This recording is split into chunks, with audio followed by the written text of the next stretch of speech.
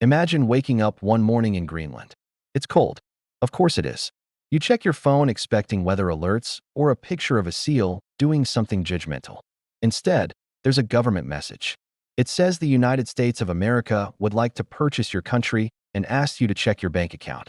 You laugh. Then you open your banking app and see it, $100,000. Not a loan, not a grant, not pending approval. Just money. Congratulations. Your country is now a line item. This sounds insane. The U.S. buying Greenland? Paying citizens directly like it's a stimulus mixed with a hostile takeover? That's not diplomacy. That's capitalism with a passport. But let's ask the uncomfortable question anyway. What if it actually happened? Greenland isn't empty ice. About 56,000 people live there. Real communities with real culture, language, and history. This isn't some unclaimed DLC pack waiting to be downloaded. But $100,000 per person changes conversations very quickly. Debt disappears. Homes get paid off. Kids go to school. Businesses start. For many families, it would be the biggest financial moment of their lives. And Washington knows that. This isn't about flags or freedom speeches. It's about leverage. Now zoom out. Why Greenland? Because underneath that ice is the future. Rare earth minerals, strategic shipping routes, military dominance in the Arctic, missile defense positioning, surveillance advantage, control over trade lanes as the ice melts. Greenland isn't frozen nothingness. It's the high ground of the next century. China knows it. Russia knows it. The US is just tired of pretending not to. So instead of dancing around treaties for decades, America does what it does best and writes a very large check. Denmark panics. Because here's the awkward truth most people miss. Denmark doesn't actually own Greenland in the way they think. It's an autonomous territory, meaning Denmark can't just sell it like an old car. Now Denmark is stuck. Its closest ally is waving cash, and Greenlanders are asking uncomfortable questions like what exactly they're getting out of staying. NATO meetings grow tense. European leaders whisper. Because if a superpower can just buy territory in 2026, the global rulebook suddenly looks optional. International law clears its throat and hopes someone is listening. Meanwhile, the US media machine goes into overdrive. They don't call it a purchase. They call it a strategic partnership with territorial realignment, and everyone pretends that sounds normal. Cable news explodes. One side calls it genius. The other calls it colonialism with direct deposit. Social media turns Greenland into a meme. Economists argue.